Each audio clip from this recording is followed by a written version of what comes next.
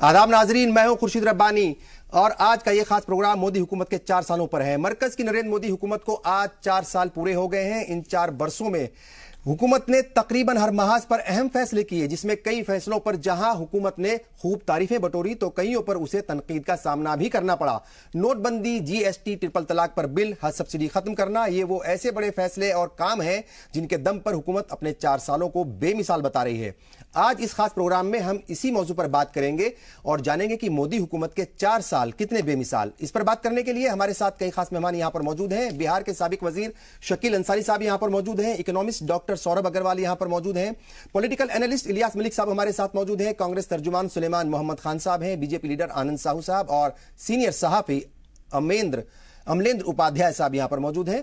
और इस बातचीत को शुरू करें, मोदी हुकूमत के 4 साल कैसे रहे इस पर बात करें। उससे पहले आपको दिखाते हैं एक खास रिपोर्ट जिसमें हम बताएंगे कि मोदी हुकूमत के 4 साल वाकई कितने बेमिसाल। 2019 आम इंतखाबात की उल्टी गिनती भी शुरू हो चुकी है और आज यानी 26 मई को बीजेपी सरकार ने 4 साल पूरे कर लिए हैं। ऐसे में इस मौके पर मोदी सरकार ने अवाम तक अपनी हुसूलियाबियां पहुंचाने के लिए एक प्लान बनाया है। मोदी सरकार के 10 कद्दावर वजीर 26 मई से 30 मई तक देश के 40 शहरों में प्रेस कॉन्फ्रेंस करेंगे और सरकार की हुसूलियाबियां गिनाएंगे। इन शहरों में सभी रियासत की राजधानियां भी शामिल हैं। इन शहरों में सभी रियासत की राजधानियां भी शामिल हैं। राजनाथ सिंह, सड़क ट्रांसपोर्ट के वजीर नितिन गडकरी, रेल वजीर पीयूष गोयल, नरेंद्र सिंह तोमर, वजीर दिफा निर्मला सीतारमण, वजीर कानून रविशंकर प्रसाद सहित 10 बड़े वजीर पूरे मुल्क में प्रेस कॉन्फ्रेंस करेंगे। वजीर खारजा सुषमा स्वराज दिल्ली में 28 मई शाम 3 बजे प्रेस कॉन्फ्रेंस करेंगी। देश के इतिहास में पहली बार 4 वर्षों के कालावधि में जहां प्रधानमंत्री मोदी जी के नेतृत्व में देश में काम चल रहा है, तो ये ताकत है सरकार में।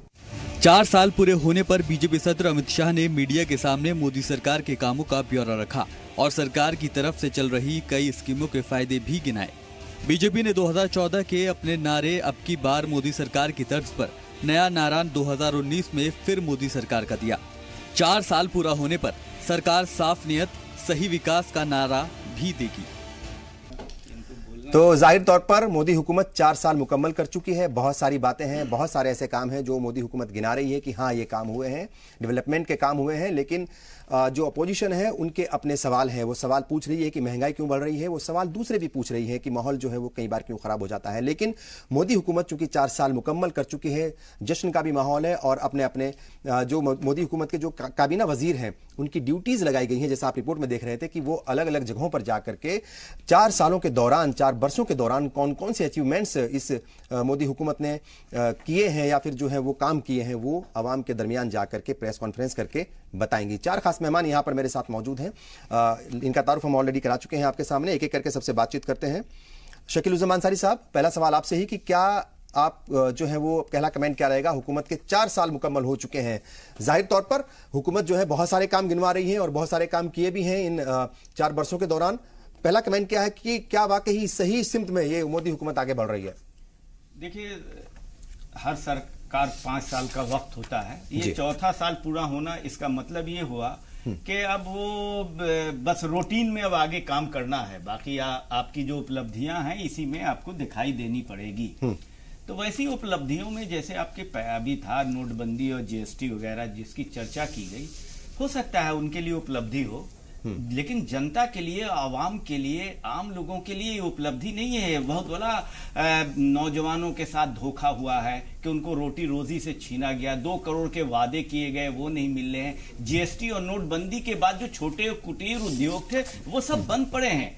ऐसे कागजों में आप उपलब्धियां देख सकते हैं, लेकिन आप जमीन पर जाके देखिए कि किस तरह बुरी तरह से ये जो छोटे जो ये आपका पॉलिटिकल बयान है या फिर जो है आपने मतलब चीजों को एनालाइज किया है? नहीं किया हमने। तो कहा कि सरकार तो काम करती है, लेकिन उन्होंने जो उपलब्धि कहा, मैंने कहा उनके चैलेंज हम कहाँ कह रहे हैं, लेकिन उनकी उपलब्धि का नतीजा ये है, मैं उसको कोई पॉलिटिकल बयान नहीं कर रहा हूं, कि नतीजा ये है कि जमीन पर आप देखिए ना क्या है।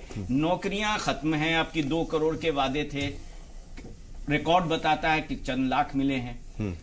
आप जो छोटे उद्योग जीएसटी के मार से किस तरह परेशान हैं, अब आप चले जाइए किसी दिल्ली के एक व्यापारी केंद्र पे पहुंच जाइए, आपको पता लगेगा। हाँ सर, ये बड़ी बहस है और जाहिर तौर पर जवाब जो है वो बीजेपी के जो नुमाइंदे हैं यहाँ पर वो देंगे, लेकिन बात यह है कि अगर शुरुआत में कुछ इकदाम उठाए जाते हैं, वो कोई भी हुकूमत उठाती है, तो हो सकता है कि आवाम को थोड़ी बहुत परेशानी हो, लेकिन उसके नतीजे जो है वो जरूर बेहतर आते हैं। और इकोनॉमिस्ट हमारे साथ है डॉक्टर सौरभ अग्रवाल साहब। एक इकोनॉमिस्ट की नजर से मोदी हुकूमत के 4 साल कैसे रहे, क्या कहेंगे साहब? हम इसको ना 8 पॉइंट पे एनालाइज कर सकते हैं पूरी इकोनॉमी को। चूंकि आपका जो बयान होगा वो सियासी नहीं होगा, तो मतलब वो एनालिस्ट कहीं ना कहीं एक एनालिस्ट के तौर पर आप बैठे हैं, तो एनालिसिस ज्यादा उसके अंदर होना चाहिए। यस, इसमें बहुत बातें अच्छी भी रही हैं, लेकिन बहुत बातें जो इकोनॉमी में खराब हो रही हैं। सबसे पहले तो हमारा जो रुपया है उसका डिवैल्यूएशन हो रहा है। इसमें बेसिकली देखिए, पहले 2014 में वो 58 रुपीज था, अब वो 68 हो गया है।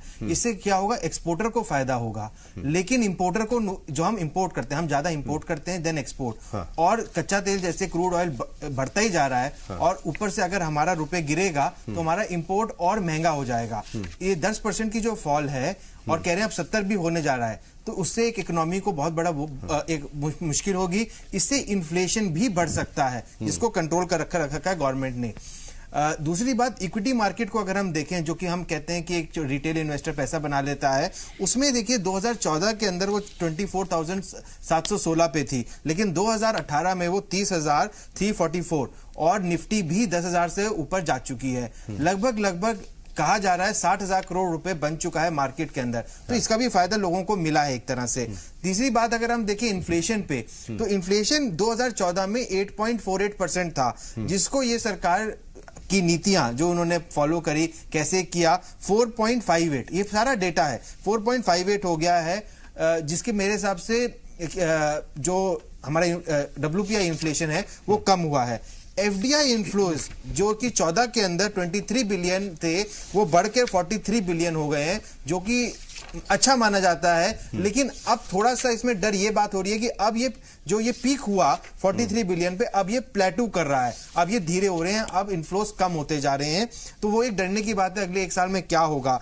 जो घेरने वाली बात है सरकार को है वो NPA की है। 2014 में सिर्फ 2.4 लाख करोड़ थे, आज की डेट में 7.8 लाख करोड़ के NPA हो गए हैं। 10 बैंक जो हैं PCA के अंदर हैं, और बहुत बैंकों की हालत, इस समय कोई भी PSU बैंक का CEO बनने के लिए तैयार नहीं है। अगर बैंक नहीं ठीक से चलेंगे तो क्या होगा कि लोन नहीं मिलेगा छोटे उद्योगों को। अगर लोन नहीं मिला तो वो ऑपरेट कैसे करेंगे? एक्सपोर्टर्स को अगर एक LOU, एक कंपनी खराब हो गई या 2 कंपनी खराब हो गई, उसकी वजह से सारे एक्सपोर्टर्स को LOU नहीं मिलेगा, तो वो एक्सपोर्ट कैसे करेंगे? तीसरी बात, फॉरेक्स रिजर्व को अगर देखें, छठी बात, 2014 में वो $312 बिलियन थे, आज 35% बढ़ के $417 बिलियन। ये हमारे लिए बहुत अच्छा है कि हमारे पास $417 बिलियन है, लेकिन सरकार इसका कोई बहुत अच्छे से उपयोग नहीं कर रही है। इंफ्रास्ट्रक्चर डेवलपमेंट में या जो ईज ऑफ डूइंग, किसी अच्छी चीज में इसका इस्तेमाल नहीं हो रहा। इंडेक्स ऑफ इंडस्ट्रियल प्रोडक्शन 7वां पॉइंट, वो 4.4 था 2014 में, जो कि बढ़ना चाहिए था। इस सरकार ने कहा था हम देश को मेक इन इंडिया करेंगे, लेकिन अभी देखा गया है कि वो उसी लेवल पर 4.7 पर है। GDP भी 2014 में 7.5 थी, आज 7.2 है, मतलब डिमोनेटाइजेशन और GST का थोड़ा नेगेटिव ही आया है। अब कह रहे हैं रिकूप हो गई है, अभी तो समय बताएगा कि आगे आने वाले 1 साल में कैसे इकोनॉमी रिबाउंड करती है। लेकिन जो GST का और नोटबंदी का आपने जिक्र किया, ऐसा माना जा रहा था कि शुरू में थोड़ा मतलब मुश्किलें आएंगी, जो मुश्किलें आपने बताया अभी आंकड़ों के जरिए कि भाई थोड़ी मुश्किलें हैं, लेकिन हो सकता है कि जैसी उम्मीद जताई जा रही है, और जो बहुत सारी ऐसी एजेंसीज हैं, इंटरनेशनल एजेंसीज भी, जिन्होंने बड़ी तारीफ की थी और कहा था कि लॉन्ग टर्म में इसके बड़े फायदे होंगे, तो उसका थोड़ा सा जो है इंतजार करना चाहिए उन फायदों का कि भाई और ज्यादा मतलब जो है फायदे निकल करके आएंगे। हाँ, फायदे तो बहुत निकल के आएंगे, लेकिन हमें यह समझना होगा कि हमारे यहाँ पे छोटे उद्योग भी बहुत सारे हैं, बिल्कुल, तो उनको GST लाने में और लागू करने में बहुत दिक्कतें आ रही हैं। लेकिन सरकार ने बहुत सारी उपलब्धियां गिनवाई हैं, जिसमें LPG है, बहुत सारे घर बनवाने हैं, 104 सैटेलाइट लॉन्च कर ली। मैंने तो खुद वो आज जो उनका लाइव प्रेजेंटेशन हुआ, अमित शाह जी को वो सुना, टॉयलेट्स बनवाए। डावोस में जो हमारे प्रधानमंत्री को इंटरनेशनल रिस्पेक्ट मिली, तो बहुत एक तरह से इंडिया का जो रिस्पेक्ट और वैल्यू मिल रहा है, उसका एक बहुत पॉजिटिव इंपैक्ट हम समझ सकते हैं। लेकिन इसके अंदर कुछ चीजें हैं जो कि इकोनॉमी और इंडस्ट्री बार बार डिमांड कर रही है। ईज ऑफ बिजनेस बिल्कुल नहीं बढ़ा है, हम रैंकिंग तो बढ़ गई है, लेकिन वाकई ही छोटे उद्योगों को बहुत दिक्कत हो रही है। NPA की वजह से बहुत दिक्कत हो रही है। FDI स्लो डाउन कर गया है, रोड्स बहुत बहुत बढ़िया हो गई है, लेकिन जो एक इंडस्ट्री को डेवलप करने के लिए इंफ्रास्ट्रक्चर चाहिए, लैंड चाहिए, उसमें कोई इंप्रूवमेंट नहीं देखी चाहिए। दूसरी बात, एक बार एक कंपनी बन गई, वो एग्जिट नहीं कर सकती, हाई कोर्ट तक जाना पड़ेगा एग्जिट करने के लिए। दूसरी बात, क्या कहते हैं इसे, करप्शन, जिसको कहते हैं कि करप्शन कम करेंगे, ना मैं खाऊंगा ना खाने दूंगा, लेकिन इस समय करप्शन ऑल टाइम हाई है, ऐसे जैसे पहले थी। कोई मेरे हिसाब से बहुत किसी को दिखाई नहीं ज्यादा दिखाई दे रहा है। देखिए मेरे हिसाब से नजर में सर आपको मौका लगेगा। आनंद साहू जी देखिए, आज आपको जवाब देना है, पहले सुन लीजिए सबको। देखिए मैंने तसल्ली से सुन लीजिए। ये इकोनॉमिस्ट है, देखिए ये इकोनॉमिस्ट है, इनका इंपॉर्टेंट है इनका मतलब बोलना। देखिए करप्शन, बिल्कुल देखिए सबको, ये सरकार, मैंने अमित शाह जी को इतना कोई बड़ा स्कैंडल नहीं आया, लेकिन देखिए बार बार एक के बाद एक, देखिए छोटे लेवल पर जो करप्शन की आपने बात कही है, अगर किसी मिनिस्टर को देखें, प्राइम मिनिस्टर मोदी को देखें, उनकी पूरी कैबिनेट को देखें, तो मोटे तौर पर या फिर कहीं करप्शन की कोई बात नहीं आई, किसी के ऊपर करप्शन के चार्जेस नहीं लगे। तो ये बड़ी एक तरीके से उपलब्धि कहा जा सकता है मोदी हुकूमत की। लेकिन छोटे लेवल पर, मतलब जहां आम आदमी को हर रोज कहीं ना कहीं वो जो है बात करनी पड़ती है, अपने काम निकालने पड़ते हैं, उसमें आप कह रहे हैं कि करप्शन जो है वो कम नहीं हुआ। मैं आपके पास वापस आऊंगा। इलियास मलिक साहब, आपकी तरफ से भी जो है वो किस तरीके से इन 4 सालों को आप देख रहे हैं मोदी हुकूमत के, और बात यही हो रही कि 4 साल कितने बेमिसाल, जाहिर तौर पर हुकूमत जो है वो बेमिसाल बताएगी, इनको कहेगी कि बहुत सारे काम किए हैं, अपोजिशन का काम जो है उसमें कमियां निकालना है। लेकिन एक पॉलिटिकल एनालिस्ट की तरह आप जो है अनबाइस्ड किस तरीके से आपका ये रुख रहेगा, क्या बताना चाहेंगे कि वाकई मोदी हुकूमत ने कुछ काम भी किया है कि नहीं? नहीं, देखिए ऐसा है कि जो हुकूमत चुन के आती है और 4 साल रहती है, तो ये कहना कि उसने कुछ काम नहीं किया, ये तो मेरा ख्याल है ज्यादती होगी। लेकिन जो इक़दामात किए गए और जो काम किए गए, देखा ये जाता है असल में कि वो जो कदम उठाए गए हैं उसका जमीन पर कितना असर हुआ। जैसे बहुत सारे, हर साल बजट बनता है और बजट में तमाम स्कीमें ऐलान की जाती हैं और उनके बजट जो हैं वो एलोकेट किए जाते हैं, लेकिन साल के आखिर में ये पता देखा जाता है कि भाई ये जो बजट एलोकेट हुआ था, इसमें तो बहुत सारा बजट बच गया और ये वापस जा रहा है। तो अगर बजट बच गया तो इसका मतलब कि वो जमीन पर उतना नहीं पहुंचा जितना उसको पहुंचना चाहिए था। तो ये कहना कि काम बिल्कुल नहीं हुआ, ये भी गलत होगा, और ये कहना कि बिल्कुल बहुत अच्छा सब कुछ चल रहा है, दोनों बातें मेरा ख्याल है एक्सट्रीम है। देखना ये चाहिए कि जो सूरत हाल मौजूदा है वो क्या है, आवाम जो है, जो पब्लिक है, वो किस चीज में परेशान है, उसको क्या चाहिए इस वक्त। एक चीज जो मोटे तौर पर नजर आ रही है वो ये कि महंगाई बढ़ती जा रही, और महंगाई बढ़ने की बहुत वजूहात हो सकती हैं। उसका पेट्रोल बढ़ रहा है, डीजल बढ़ रहा है, इंटरनेशनल मार्केट, लोकल मार्केट, ये सब बातें डिस्कस हो सकती हैं। लेकिन एक आम आदमी जो यहां रह रहा है, वो जब लेने जाता है सब्जी या फल या कोई अनाज, तो उसको जो रेट था वो महंगाई हर कोई ये बात कह रहा है। ये बड़े से बड़ा भी कह रहा है, छोटे से छोटा भी कह रहा है, झुग्गी झोपड़ी पे रहने वाला भी कह रहा है, मिडिल क्लास भी कह रहा है कि भाई महंगाई बढ़ गई। और महंगाई का सीधा ताल्लुक जो है वो आम इंसान से है। तो अगर महंगाई बढ़ रही है तो कहीं ना कहीं उसको परेशानी हो रही है। अब उसकी, जैसे अभी हमारे इकोनॉमिस्ट साहब ने वो सारी डिटेल बताई, लेकिन एक आम आदमी को इससे कुछ लेना देना नहीं है कि आप जो हैं वो क्या कर रहे हैं क्या नहीं। एनपीए वो जानता ही नहीं कि क्या चीज है। वो जीएसटी अब जाके जाना है, वरना जीएसटी कब से बहस हो रही है उसे पता ही नहीं था। और आज भी अगर आप पूछिए कि भाई जीएसटी का फुल फॉर्म क्या है तो नहीं बता पाएगा। तो लेकिन वो जो सर वो फुल फॉर्म का पता है कि नहीं पता है, लेकिन अगर किसी चीज का या किसी मतलब लेकिन उसके असरात क्या है, उसके असरात क्या है, देखिए एक बात मैं आपको बताऊं, कोई फायदा मिल रहा है तो उसका पता है कि नहीं पता, इससे कोई फर्क नहीं पड़ता। बड़ी कंपनीज की बात होती है, लेकिन हमारा देश ऐसा है जिसकी 75-80% आबादी गांव में रहती है, जहां पर आप उसको देखिए कि वो एक चौराहे पर एक गिमटी में अपना सामान बेच रहा है और वहां से लोग उसके खाने पीने का सामान ले रहे हैं। तो उसको क्या परेशानी आ रही, उसको जीएसटी में क्या फायदा हुआ और उसको जीएसटी से क्या नुकसान हुआ, ये असल में देखने वाली चीज है। वो जो किसान है बेचारा, जो दिन भर मेहनत करने के बाद अपने घर वापस आ रहा है और उसको 2 वक्त की रोटी नहीं मिल रही और उसके ऊपर कर्ज बढ़ रहा है, अगर तो वो देखने वाली चीजें हैं। तो ये असल में ये चीजें देखने वाली है कि आम इंसान जो है। लेकिन वो जो कर्ज की बात आपने कही है, किसानों की परेशानियों की बात कही है, तो सवाल ये भी तो है कि क्या वो सिर्फ 4 साल की हुकूमत का नतीजा है या फिर वो पहले से चला रहा है? ये भी एक बड़ा सवाल है साहब, इस पर भी बात होनी चाहिए। चीज देखने वापस आऊंगा कि भाई ये सारी चीजें देखना चाहिए। किसी पर सिर्फ देखिए, पार्टी के लोग एक दूसरे पर इल्जाम लगा सकते हैं, अपोजिशन और उसकी। हम लोग जो है, हम तो न्यूट्रल बात करने के लिए यहाँ बिठाए गए हैं और इसलिए हम हर तरफ लाइट सिर्फ दिखाएंगे कि भाई यहाँ है, रोशनी डाल रहे हैं। आप खुद देखिए और तय कीजिए कि कहाँ क्या परेशानी हो रही है। सुलेमान मोहम्मद खान साहब, जाहिर तौर पर जो आपकी पार्टी है वो इसे धिक्कार दिवस के तौर पर मना रही है एक तरीके से।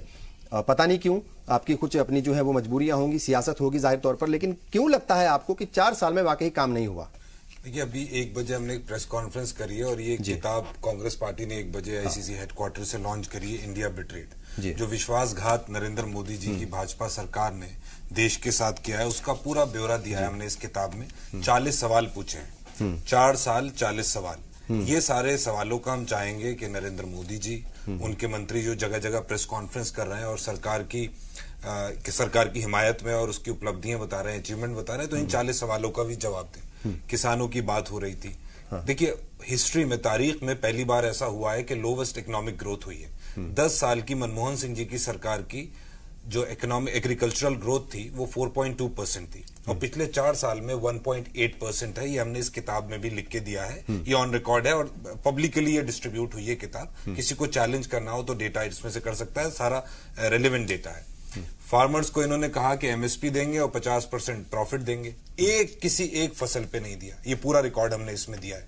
करप्शन पे भाई हमारे कह रहे थे इकोनॉमिस्ट के कोई करप्शन नहीं हुआ। मेरे पास तो पूरा अग्रवाल साहब करप्शन का इनका ब्यौरा है और ये बड़े इंपॉर्टेंट लोग हैं, कोई ऐसा नहीं है कि निचले लेवल के लोग हैं, ये बड़े इंपॉर्टेंट लोग हैं, संवैधानिक पदों पे बैठे हैं, मुख्यमंत्री हैं। देखिए, छोटा मोदी 1, ललित मोदी कैसे भागा, इसका जवाब दे।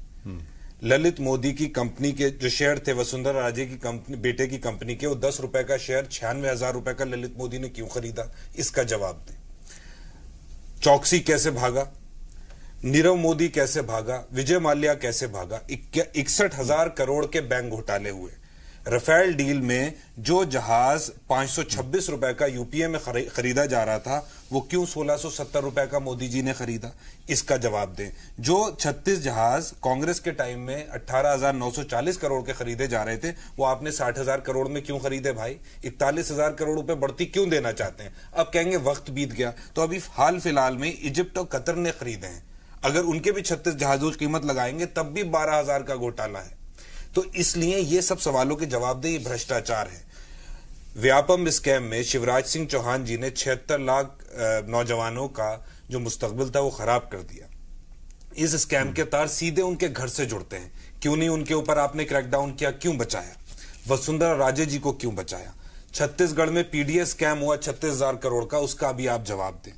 अच्छा, और एक सबसे बड़ी बात साहू साहब, इसका जवाब देना आपको बहुत जरूरी समझता हूं, मुझे आपको देना चाहिए, वैसे सबका देना चाहिए। आज अमित शाह जी ने प्रेस कॉन्फ्रेंस करी, आपके राष्ट्रीय अध्यक्ष हैं, उनके साहबजादे ने, जो शहजादा जिन्हें हमने नाम दिया है, शहजादे ने 50,000 रुपए से 80 करोड़ कर दिए जस्ट डिमोनेटाइजेशन से पहले 1 साल के अंदर। हम ये चाहते हैं आपसे, मेरी आपसे इल्तिजा है, रिक्वेस्ट है कि आप पूरे देश के नौजवानों को, जिन्हें आपने बेरोजगार किया हुआ है, जिन्हें 2 करोड़ नौकरियों का आपने वादा किया था और नहीं दिया आपने, उन्हें आप बताएं फॉर्मूला कि 50,000 करोड़ रुपए से 80 करोड़ रुपए 1 साल में कैसे बनते हैं। ये घोटाला है। आप ये भी बताएं कि आपके जो मौजूदा फाइनेंस मिनिस्टर हैं पीयूष गोयल जी, क्योंकि जेटली साहब बीमार हैं, उनका जो घोटाला है, उनकी कंपनियों के कैसे लोन डिफॉल्ट हुए, उसका भी जवाब दें। तो ये कहना कि घोटाले, ये तो भ्रष्टाचार के पूरे एक पहाड़ पे बैठे, हाँ, इतनी बड़ी बात। हाँ, बिल्कुल। उसके साथ इतने मुद्दे हैं। हाँ। डिमोनेटाइजेशन ने इकोनॉमी को 2% इकोनॉमिक ग्रोथ को नीचे हिट किया। मनमोहन सिंह जी ने जो बात कही थी राज्यसभा में नवंबर 23 या 24 को 2016 में, वो बात सच हुई। उन्होंने कहा था मैं कंजर्वेटिव फिगर दे रहा हूं, कम से कम 2% पॉइंट नीचे आएगी इकोनॉमी, और वही डेटा हमने आज दिया है कि डिमोनेटाइजेशन के 7-8 महीने बाद ही आपने अपना डाटा निकाला और 2% हिट करा इकोनॉमिक ग्रोथ को। जीएसटी फ्लॉड आपने निकाला, और बैंकों को जिस तरह सर खुर्शीद भाई मिसमैनेजमेंट हुआ है, 2.5 लाख करोड़ का एनपीए था, आप बता रहे थे अभी, अब वो बढ़ के 8,51,000 करोड़ का 4 साल में हो गया है। 317% बढ़ा है, या 3 गुना मान ले। हाँ। तो इसका भी जवाब दें कि 4 साल में जाहिर तौर पर बहुत सारे सवाल हैं, 8 लाख करोड़ कैसे हुआ? बहुत सारे सवाल हैं जिनके जवाब देने होंगे। आनंद साहू जी, एक सवाल और लूंगा आपके पास आने से पहले, चूंकि आपको वाकई ज्यादा जवाब देने हैं। अमलेंदु उपाध्याय जी, क्या कहेंगे, 4 साल वाकई क्या बेमिसाल नहीं है? क्या सारी सिर्फ जो है वो कमियां ढूंढी जाएंगी? जो उपलब्धियां हैं, जो काम किए हैं मोदी हुकूमत ने, उनके ऊपर कोई बात नहीं होनी चाहिए? की देखभाल करो, मेरे होठों का तबस्सुम मगर बहाल करो। तो मैं ये कहना चाहूंगा कि सरकार को पूरा हक है कि वो अपनी उपलब्धियां गिनाए, जी, जनता तक अपनी बात पहुंचाए, उसने क्या अच्छे काम किए वो करे। लेकिन हम लोगों की भी ये जिम्मेदारी बनती है कि जो कमियां रही हैं उनकी तरफ भी हम उंगली उठाएं और सरकार को बताएं कि ये कमियां हैं, इनको दूर किया जाना चाहिए था, या 1 साल बचा है इसमें दूर किया जा सकता है। सबसे बड़ी बात जो है कि जो बेरोजगारी की दर है वो लगातार बढ़ रही है। 2014 में जो अनएम्प्लॉयमेंट का रेट था वो 3.41% था और 2018 आते आते वो 6.23% हो गया। इस पे सरकार को ध्यान देना चाहिए था। मुझे लगता है कि इस पे तरफ सरकार की तरफ से कोई ध्यान नहीं दिया गया है।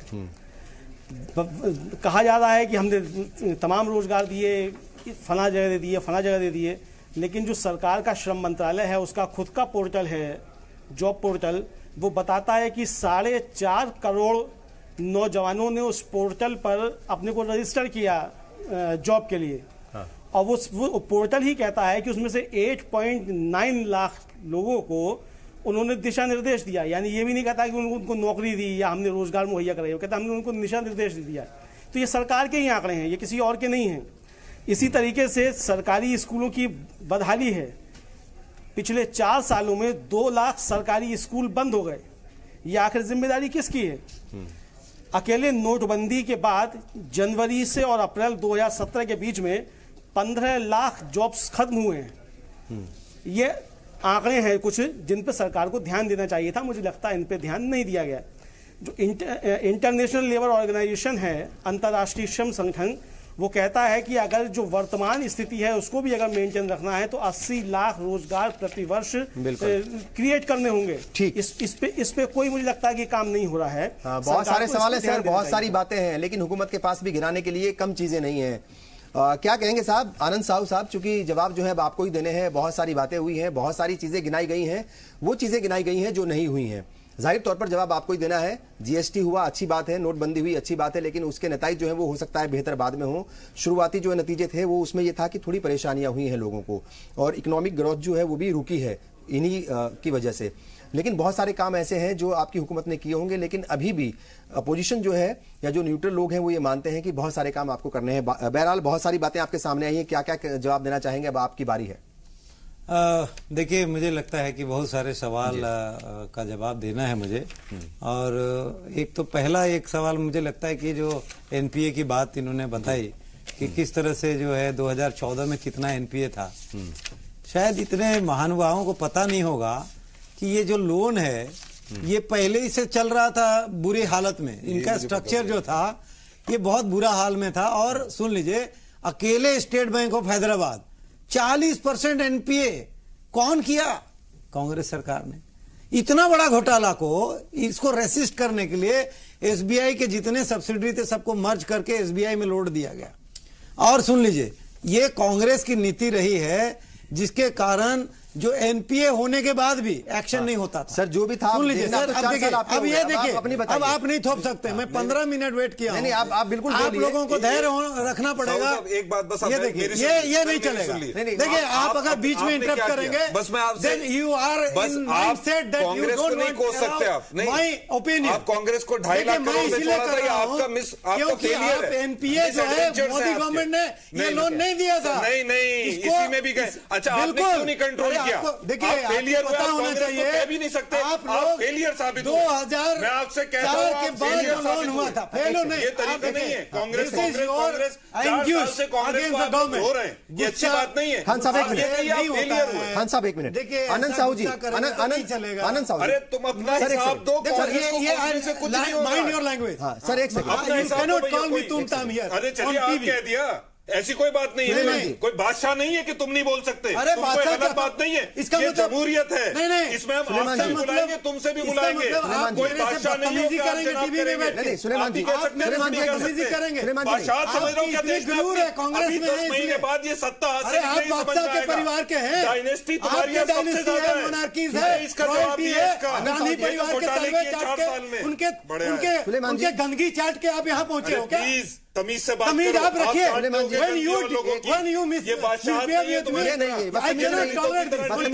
दलित को आप इस तरह से मिसबिहेव नहीं कर सकते। बदतमीजी आप बदतमीजी आप कर रहे हैं। हम नहीं कर रहे बदतमीजी। बहुत क्या होता है आपसे क्या ऐसी बात हो गई? इल्जामात को भाषा समझते हो क्या?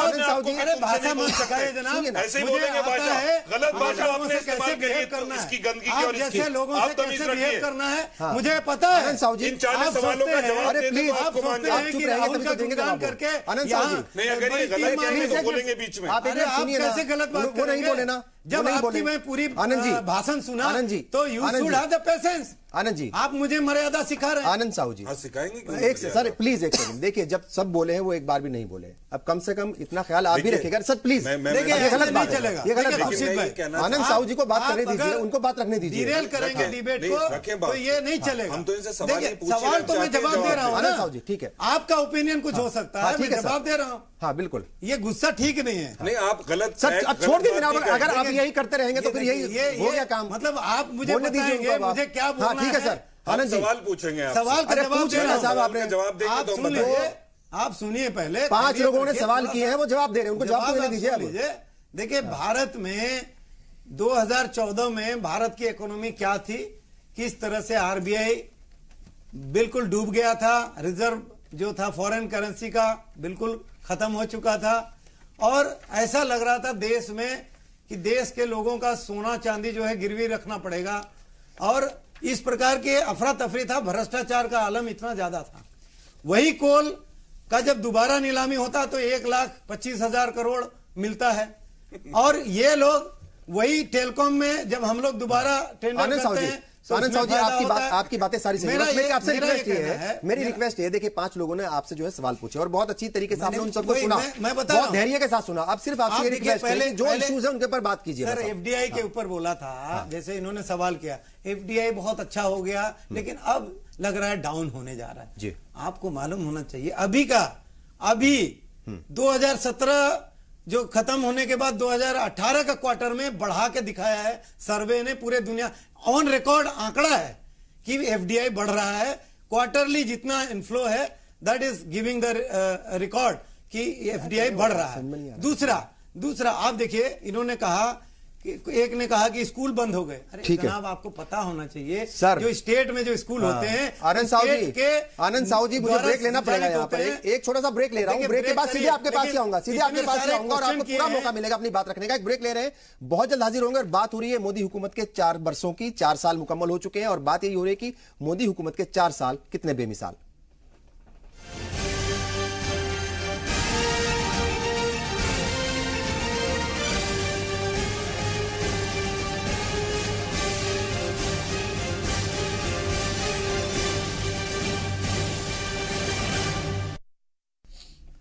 मोदी हुकूमत 4 साल मुकम्मल कर चुकी है। सवाल यही उठ रहे हैं कि मोदी हुकूमत के 4 साल जो हैं वो कितने बेमिसाल हैं, कितने काम हुए हैं। जाहिर तौर पर अपोजिशन जो है वो अपने बहुत सारे सवाल लेकर के आई है। 40 सवाल पूछे हैं और उन 40 सवालों का जवाब जो है वो हुकूमत को देना है, हुकूमत के नुमाइंदों को देना है। और शायद यही वजह है कि पहले भी मोदी हुकूमत ये करती रही है कि जो उसके वजीर हैं, काबीना वजीर हैं, जो अहम लोग हैं, उनकी जिम्मेदारी लगाई गई है। अलग अलग शहरों में जाएंगे वो और वहां पर आवाम के दरमियान जाकर के अपनी बात रखेंगे, प्रेस कॉन्फ्रेंसेज करेंगे। और आज प्राइम मिनिस्टर उड़ीसा में है, वहां पर एक रैली से वो कुछ ही देर के बाद खिताब करेंगे, वहां पर भी आपको ले चलेंगे। लेकिन आनंद साहू जी को जवाब देना है। जाहिर तौर पर 5 अलग अलग लोगों ने सवाल किए हैं, सवाल उठाए हैं। कांग्रेस की तरफ से बड़े सवाल हैं, प्रेस कॉन्फ्रेंस की गई है, और कहीं ना कहीं आपको ज्यादा जो है वो सही तरीके से बात रखनी है। मतलब जो है घुमाइए मत, कांग्रेस के ऊपर अब इल्जाम मत लगाइए, जो हो चुका। आप 4 साल से आपकी हुकूमत है, सीधे जवाब दीजिए। हम इल्जाम नहीं लगा रहे, लेकिन हमारी जो खुशी है, इतने बड़े बड़े उपलब्धि है, उसको आप बिल्कुल सीधे से नकार नहीं सकते। उज्ज्वला योजना में 3 करोड़ से अधिक गरीब परिवार को, महिलाओं को, बहनों को जो मुफ्त में गैस दिया गया, इतिहास में पहली बार ऐसा हुआ। अब ये इसको कांग्रेस देखती नहीं है। और ये आप देखिए, सबसे बड़ा चीज है मुद्रा योजना में 1,80,000 करोड़ सीधे बिना कोलेटरल का गरीब लोगों को, जो एसटी एससी और महिलाओं को जो 50% उसमें रिजर्व किया गया। बैंक को इंस्ट्रक्शन था कि 50% on record you have to pay to only ST SC and महिला। अब उसमें दिया। अब एक बात बताइए, एक आदमी को जो साहूकारों से जो उधार लेके चलाता था, जो लोग लोन लेता था और वो 100% सही है से ज्यादा और अब आप ट्रैक पर भी हैं। यही बताइए कि क्या किया है वो, ये मतलब मोदी हुकूमत को जवाब रोजगार एक बार बताइए। ठीक है, आप एक चीज बताइए, जो मुद्रा योजना में इतने सारे लोगों को लोन दिया, क्या आपको लगता है कि उसमें कोई रोजगार नहीं हुआ? और 10 लाख करोड़ से ज्यादा का अवार्ड हो गया ओनली ऑन रेलवे, ये सॉरी रोड में, NHI में। अब NHI में इतना बड़ा काम हुआ, रोड प्रतिदिन लगभग 40 किलोमीटर बन रहा है और ये कांग्रेस कह रही कोई जॉब नहीं हो रहा है। अरे तो बिना काम का ही वो रोड बनने लग गया क्या? पहले आप लोग ऐसे ही बनाते थे क्या? सवाल ये है, आप बताइए। अरे करोड़ों में जॉब आ रही है। नंबर सर, नंबर आपको मैं बता रहा हूँ, अभी बता रहा हूँ। आप एक बार बताइए, आपके मंत्री ने लगभग 1 करोड़ टॉयलेट बने पूरे देश में। नहीं, जॉब सर मैं बता रहा हूँ, आप एक बार बताइए, एक टॉयलेट को बनाने में आप बताइए कितना दिन लगता है? तो ये जॉब 2 लेबर को आप ये कहना चाह रहे 2 दिन लगता है। आप एक बार बताइए सर एक बार बताइए, आप लोग अकेले मैं सिर्फ आपसे सवाल मत पार्लियामेंट में सवाल पूछा गया था, उसका आपने जवाब दिया। मनरेगा 4 साल में 20-22 लाख जॉब आपने पैदा करी है, जहाँ 8 करोड़ आपको करना थी। If you want to debate like this, नहीं मैं आपसे सवाल पूछ रहा हूं। आप मनरेगा में नंबर बता दी, मनरेगा का भी चिट्ठा है मेरे पास, 55,000 करोड़। ओहो, पहली बार हमने इतना डेफिसिट है उसमें, इतना ज्यादा आपने बजट उसका काटा है कि रिकॉर्ड है। सुन लीजिए, पहले सुनिए, आप हिम्मत रखिए। नहीं बताइए, आप थोड़ा हिम्मत रखिए। मुद्रा का भी जवाब दूंगा, बहुत कष्ट होता है आपको, दूंगा। क्योंकि बीजेपी सरकार इतना अच्छा काम क्यों कर रही है? सवाल ये है कि आपको तो जवाब आपको आवाम देगी। आपको मैं बता रहा हूं, आप सुन लीजिए। सवाल ये है कि आप अकेले एक बार कांग्रेस मनरेगा में सरकार बना ली कि हमने मनरेगा कर दिया, अरे गरीबों को रोजगार दे दिया, डुगडुगी बजा के सरकार बना लिया, पूरे देश को खंगाल लिया, लूट लिया सारा। वो देख लिए जब पत्ता खुल गया, आपकी सत्ता से बेदखली हो गई, उसके बाद भी आपको इतना गुरूर है, रस्सी जल गई, बल नहीं गया। इसके लिए मुबारक हो। हर राज्य में सरकार हार रहे हैं आप, लेकिन आपको फिर भी इतना घमंड है कि नहीं मोदी जी कुछ नहीं कर। अरे गरीबों के लिए आप देखिए, जनधन योजना के माध्यम से जो खाते खुले, उसमें आज डायरेक्ट बेनिफिट सीधा उनके खाते में जा रहा है। आपको ये मालूम होना चाहिए, आपके राजीव गांधी जी कहते थे कि जो पैसे भेजते थे उसका कितना मिलता है, 10, 15, 20% वहां पहुंचता है, और आज सीधे उनके खाते में पहुंच रहा है। ये आपको नहीं दिखाई दे रहा है। स्पेशल जो रूरल को फोकस करके हमारी सरकार ने जो बजट लाखों करोड़ दिया, उसमें सैनिटेशन, ड्रिंकिंग वाटर, और इतना ही नहीं, वाटर कंजर्वेशन। आज देखिए नदियों की हालत सूखे जा रही, तालाब सूख गए, लाखों तालाब देश में सूख गए। आपने क्या किया जनाब? हमने तो काम कर दिया, एक्शन। अभी देखिए झारखंड में जाके प्रधानमंत्री जी ने जो काम शुरू हो गया उसका फिर से वहां बता दिया कि इतने काम शुरू हो गए, सारे तालाब, पोखर, नदियां, जो उनको फिर से रीस्ट्रक्चर कर रहे। सुन लीजिए, उसके बाद सर 1 मिनट, आप देखिए, अभी आप देखिए सोशल सिक्योरिटी की बात। अटल बिहारी वाजपेयी जी जब सरकार में आए थे तब unorganise worker social security act लाए थे, कांग्रेस ने उसको 2008 में पारित किया कैसे? केवल कानून पास कर दिया, उसमें 1 रुपया फाइनेंशियल इंक्लूजन नहीं दिया। ठीक है sir. And we are the people. प्रधानमंत्री नरेंद्र मोदी जी के आने के बाद ये देखिए, ये किताब है, सोशल सिक्योरिटी एक्ट में कितना पैसा दे दिए हैं और दे रहे हैं, और आगे कैसे गरीब लोगों को चिकित्सा फ्री होगा, किस तरह से मातृत्व, जो महिला जो मेडिकल में जाएंगे उनको फ्री इलाज होगा, आपके पास पेंशन कैसे मिलेगा। साहब 2-3 बातें कहूंगा, जरा सा फिर आराम से जवाब मेरे को 1 मिनट पूरा एक आप, मैंने 15 मिनट सुना है, आप 2 मिनट तो सुनिए, उसके बाद आप सुनिए। ये सारा करने के बाद पॉइंट बात लीजिए, आप एक चीज बताइए, आंतरिक सुरक्षा, एक भी देश में हमारी सरकार आने के बाद एक भी आतंकवादी हमला नहीं हुआ। आप और सुन लीजिए, सुन लीजिए, विश्व में भारत की सिक्योरिटी बेसिस पे हमले हुए हैं, कितनी बड़ी है। और दूसरा, नीति आयोग एक बड़ा काम किया, आप सुन लीजिए। नीति आयोग ने 150 जिलों को चिन्हित करके 150 बड़े अधिकारियों को कहा कि ये जो गरीब जिले हैं, जो इकोनॉमिकली और इंफ्रास्ट्रक्चर में बहुत पिछड़े हैं, इनको आप असेस करिए। 50 साल में जो जो योजनाएं वहां बनी थी लेकिन काम नहीं हुआ, उसको लेके आइए और हम उसको करेंगे। आप ये बताइए, स्किल इंडिया। सर साहब अब थोड़ा सा रुक जाइए, फिर सांस ले लीजिए, मैं जवाब फिर दे देना दोबारा। जैसे काम करने से पैसा मिलता है, ऐसा स्किल इंडिया में जो जाएंगे ट्रेनिंग के लिए उनको पैसा मिल रहा है। साथ में जो डोपिंग दे रहा है उसको भी पैसा मिल रहा है। हाँ, सरकार ने क्या क्या काम किया है, लोगों को हमने रोजगार दिया और यही कारण है हर एक राज्य में हम लोगों की सरकार। 2-3 बातें मैं कहूंगा खुर्शीद भाई। अरे साहब सुन तो लो यार, क्योंकि ये प्रधानमंत्री जी के ऊपर आरोप नहीं लगा सकते। अरे अब ये व्यापम घोटाला के जवाब देता हूं। 1 मिनट सर, आप बर्दाश्त करिए, थोड़ा सा बर्दाश्त करिए। तो ये तो चलता रहेगा। नहीं, व्यापम घोटाला सुन लीजिए। इनके लोगों ने व्यापम घोटाला को उठाया, इन्हीं के लोग फंसे और इनकी सरकार थी उस समय। इन्होंने कोई कार्रवाई नहीं किया। सीबीआई के अफसर आपने ट्रांसफर कर दिए जो आपको पकड़ के जेल में डालने वाले। व्यापम घोटाला आ चुका था। Sir, you have to be patience and be fair. और ये नीरव मोदी और माल्या और ये चौकसी को किसने भगाया? अरे आपने भगाया भाई। अरे आपने, मोदी जी उन्हें मेहुल भाई कहते हैं, बड़ा भाई कहते हैं उन्हें नरेंद्र मोदी जी। पूरा डॉक्यूमेंट मेहुल भाई डिक्लेयर किया है। हमारी सरकार ने बताया कि कैसे आपने विदेश में ओसीआई दे दिया। अरे भाई सुन लीजिए, आपके टाइम में हुआ है घोटाला। पिछले 1 साल में सारा डाका डाला है उसने। 3-4 महीना पहले वो डाका टाइम में डाला है। आनंद साहू आप झूठ मत। आनंद साहू जी, अब ठीक है, अब एक काम करते हैं। आनंद साहू जी बस आप सुन लीजिए। गरीबों को पता है कि मोदी जी गरीबों के, आनंद साहू जी गरीबों के लिए है, देश के लिए। साहू साहब 2-3 बातें। आप नेशनल सिक्योरिटी की बात कर रहे थे, कोई हमला नहीं हुआ भाई। ये पामपोर, उरी, पठानकोट, अमरनाथ, सुजावर, ये आम चल रहा है तो बर्दाश्त करिए भाई। ये हमारी जो सिक्योरिटी हमला तो एक अलग बात हो गई। ये हमारे जो सिक्योरिटी कैंप्स और बेसिस थे उनपे 12 बड़े टेररिस्ट अटैक हुए। 12। तो जरा शर्म करो झूठ बोलते हुए, थोड़ी सी तो हया रखो। थोड़ा तो झूठ बोलने से आप थोड़ा गुरेज तो करिए। ये 12 अटैक रिकॉर्ड के साथ दे रहा हूं। अब आप उज्ज्वला योजना पे आ जाइए। कैग की रिपोर्ट आई है 16-17 की। उसने ये बताया है सन 2016-17 फाइनेंशियल ईयर में कि जो 6.3 सिलेंडर एक फैमिली लेती थी वो 5.6 सिलेंडर हो गई। क्यों उज्ज्वला योजना आपकी फेल हो रही है, फ्लॉप हो रही है, फ्लॉप। अरे भैया आप तो कुछ भी कह लो।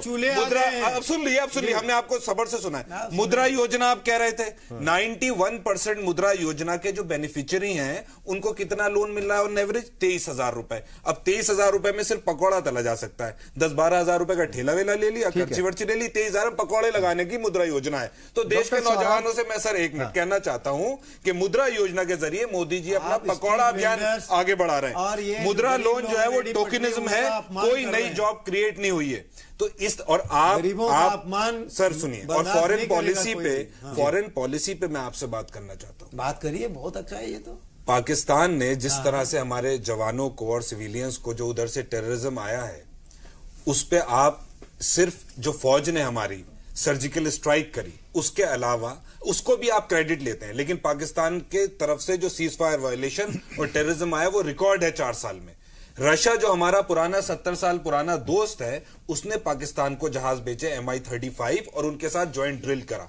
चाइना ने डोकलाम में पूरा मिलिट्री एस्टेब्लिशमेंट बना लिया और अरुणाचल प्रदेश के एक हिस्से में वो माइनिंग कर रहा है। मोदी जी क्या फॉरेन पॉलिसी है? आप अपने पड़ोसियों को ही फ्लॉप कर गए। कमाल है। सिर्फ बातें करना और बड़ी बड़े एडवर्टाइजमेंट करना इससे नहीं होता है भाई। साहू साहब ये सब 40 सवाल है। अभी चाइना गए थे प्रधानमंत्री नरेंद्र मोदी। चाइना गए थे, फिर रशिया भी गए थे। रशिया भी गए। ठीक है, आप लोगों ने भी देखा। अरे भैया फिर भी रशिया जहाज बांट रहा है पाकिस्तान को, क्यों? ऐसी क्या बात हो गई? अरे फ्री में मोदी जी कह के आ रहे हैं पुतिन साहब से कि जहाज दे दो, हेलीकॉप्टर दे दो पाकिस्तान को, भारत में मरवाने को ले लेता है। तो हम उनसे ज्यादा उन्नत किस्म के जहाज पूरे राफेल नहीं, इतना महंगा जहाज अमेरिका ने उनके ऊपर। आप सर 1 मिनट सुन लीजिए, अमेरिका की बात क्यों नहीं बोल रहे हैं? जो पैसा अमेरिका देती थी, जो गाँवों में बिजली गई है, साहब इस पे आपका क्या कहना है? गांव में बिजली नहीं, कमाल हो गया। नहीं, कैसे कितनी भेजी आपने? 40,000 गाँव में बिजली पहुंचा दी, 18,000 गाँव में। और हमने कितनी पहुंचाई थी?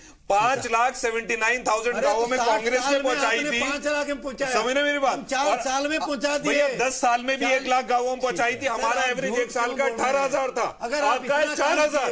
97% भारत को आपने बिजली दे दी थी, 3% को आपने दिया 4 साल में। और 10 साल का एवरेज हमारा 18,000 गाँव पर साल का था।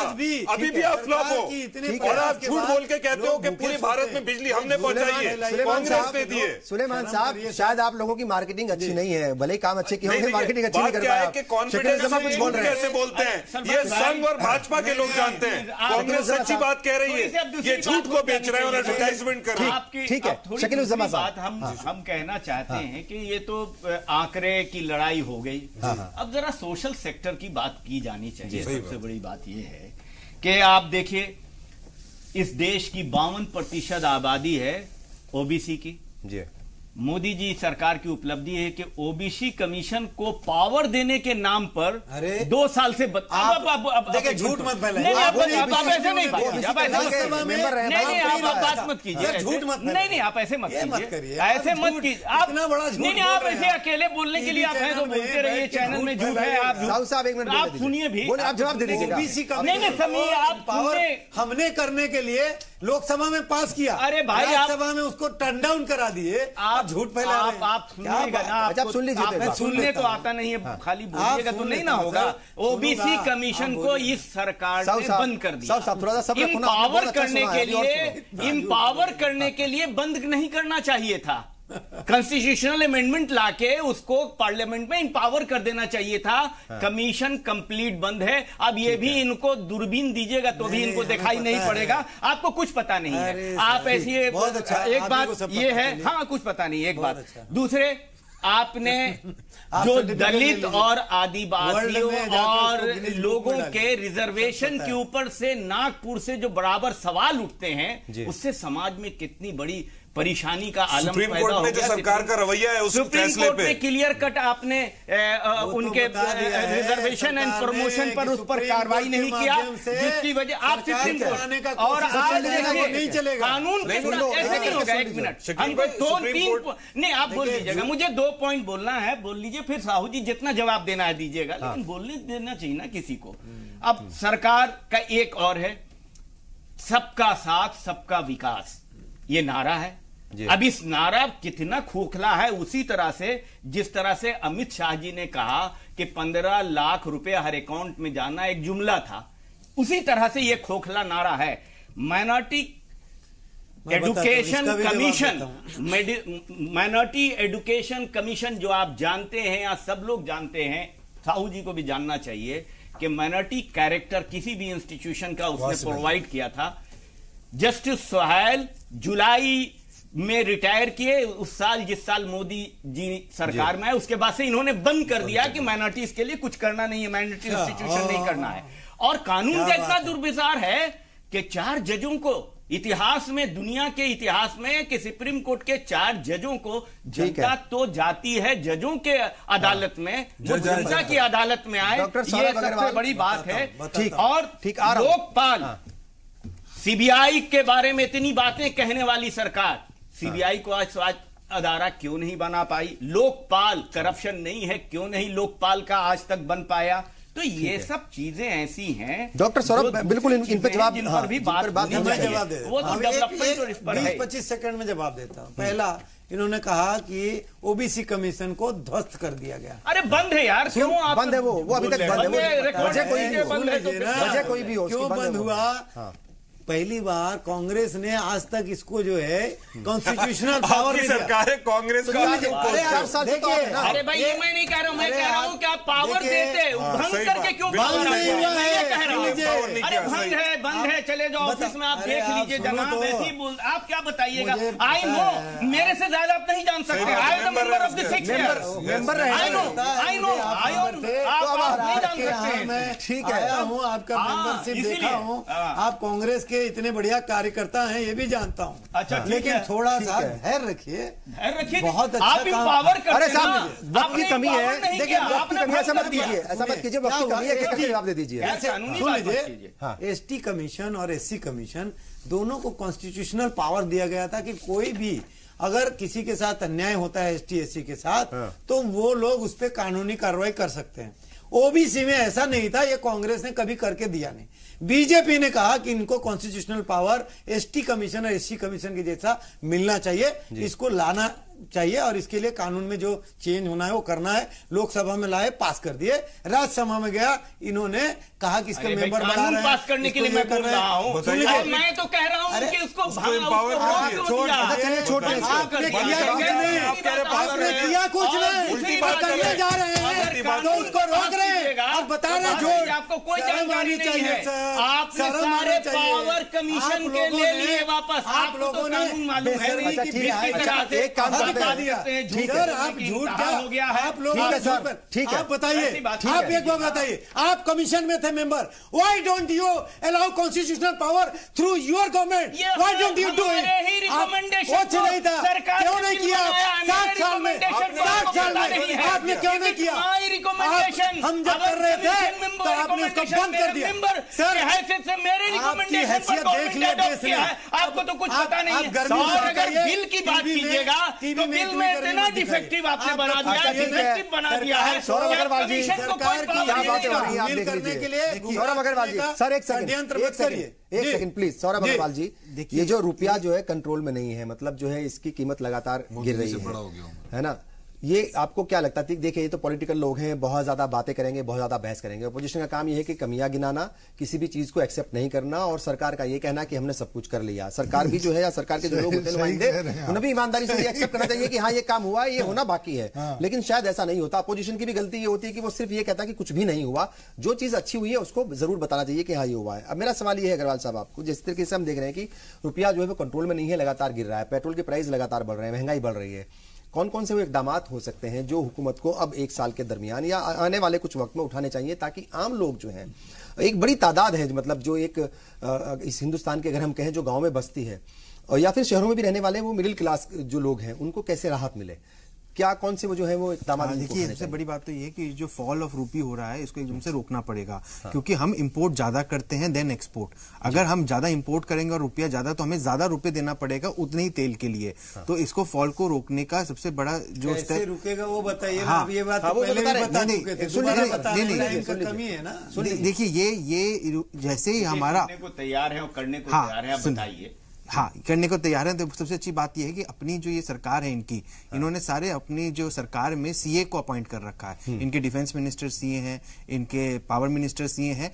सीए ठीक है, लेकिन इकोनॉमिस्ट को भी लाएं। आप देखिए, जो पहले जितने भी थे वो इकोनॉमिस्ट को वैल्यू देते थे। आप कह रहे हैं ये कैसे बढ़ाया जाए? सबसे पहले तो ये जो, अगर आपने पेट्रोल की बात की, पेट्रोल को क्यों जीएसटी में नहीं लाया जा? हम कह रहे हैं आगे आने वाले समय में जीएसटी फायदा लाएगा।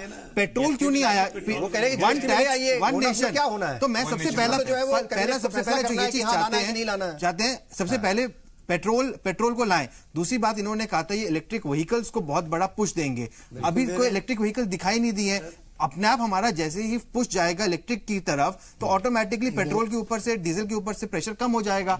तो मेरे हिसाब से एक दो, तीसरी चीज जो ये जो अनएम्प्लॉयमेंट इतना फैल रहा है कि हम स्वरोजगार पैदा कर रहे हैं, मेरे हिसाब से अनएम्प्लॉयमेंट का जो इशू है ये इतना इजी नहीं है। मैं सरकार की कमियां नहीं, सरकार ने बहुत अच्छा काम किया है। सबसे अच्छा काम जो मेरे हिसाब से सरकार ने किया है टॉयलेट बनवाने का। माने ना माने, गर्ल सेफ्टी, टॉयलेट भी है, टॉयलेट हाइजीन तो है ही, साथ में जब सुबह लेडी जाती थी तो वो अनसेफ थी। आज वो इनकी वजह से चाहे इतने टॉयलेट बन गए तो वो सेफ हो गई। ये एक इनडायरेक्ट सोशल कंट्रीब्यूशन है। नहीं, टॉयलेट तो खूब बने हैं और मैं खूब सब जगह। देखिए, गैस की वजह से बहुत लेडीज के लंग्स खराब हो जाते थे, वो भी एक तरह से इतनी सारी वो मिलने। दूसरी बात, जो यूनिवर्सल हेल्थ स्कीम लेके आए हैं, वो भी बहुत एक तरह से बेनिफिशियल है लोगों के लिए, अगर वो अच्छी तरह से इंप्लीमेंट। तो बहुत अच्छे काम भी हो रहे हैं, लेकिन इकोनॉमिस्ट की कमी इनकी पार्टी में नजर आती है, और ये अपने पॉलिटिशियंस भी को भी बाहर डाल रहे हैं। अमलेंद्र जी, कम से कम अल्फाज में बताइएगा कि हुकूमत को कौन कौन से मतलब जो है इश्यूज को अब ज्यादा तवज्जो देनी चाहिए, कौन कौन से वो काम है जिनके ऊपर ज्यादा फोकस करना चाहिए, ताकि आने वाले 1 साल में बहुत सारे काम और ज्यादा हो सके और लोगों को बोलने का मौका कम मिले, जो अपोजिशन पार्टीज है उनको। वक्त की कमी है, इसका ख्याल रखिएगा।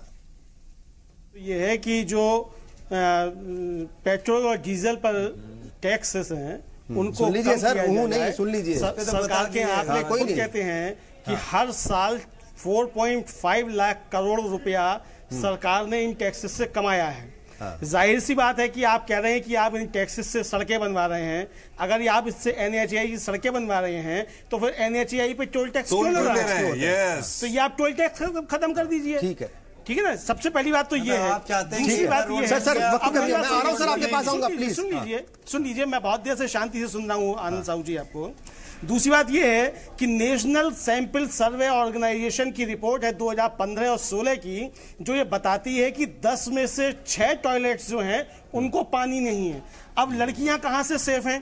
अब उस पे आ जाइए। जो सेफ है, सवाल जो है, जो रेप केसेस थे उनमें जबरदस्त बढ़ोतरी हुई है। 2015 में 34,600 2016 में क्या हुआ है? और सुन लीजिए, और सुनो ना प्लीज, NCRB के आंकड़े हैं दलित उत्पीड़न के, उसको भी सुन लीजिए। 2008 में 33,000 केस थे और 2015 में वो 40,800 केस हो गए। साहब इन पे ध्यान दीजिए। ये अच्छा हो गया कि सब FIR हो रहा है, देते हैं बहुत अच्छे भाषण होते हैं, चलिए अच्छी बात है, अमल कीजिए जनता तक। इलियास मलिक साहब, thank you sir, thank you. Ilyas Malik साहब, आपको क्या लगता है कि हुकूमत को, मोदी हुकूमत को, ये जो पॉलिटिक्स होती है तो होती रहेगी, लेकिन कौन कौन सी वो चीजें हैं जिनके ऊपर ज्यादा, या काम है जिनके ऊपर ज्यादा फोकस करना चाहिए? मतलब पहली चीज आखिरी साल है, सबसे पहली चीज जो है वो महंगाई पर, इसलिए कि अभी जो गिनाया हमारे साहू साहब ने, तमाम उपलब्धियां गिनाई और ये भी बताया कि बहुत पैसे आ रहे हैं। हमारा ये कहना है कि वो पैसे आ रहे हैं तो महंगाई क्यों बढ़ रही है? अगर महंगाई बढ़े तो सबसे पहला काम ये होना चाहिए ताकि आम आदमी को राहत मिले।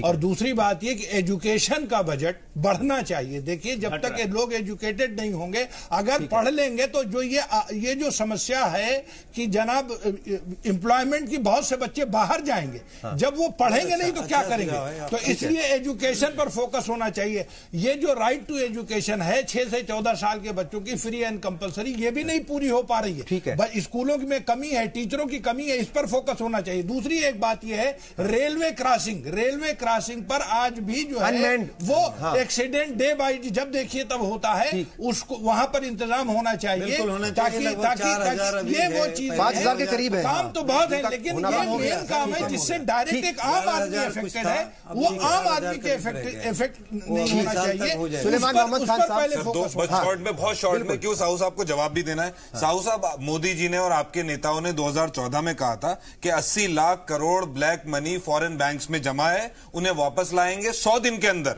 राजनाथ सिंह जी का स्टेटमेंट है 100 दिन के अंदर, जब वो अध्यक्ष थे, और 15-15 लाख रुपए सबको देंगे। उसका क्या हुआ?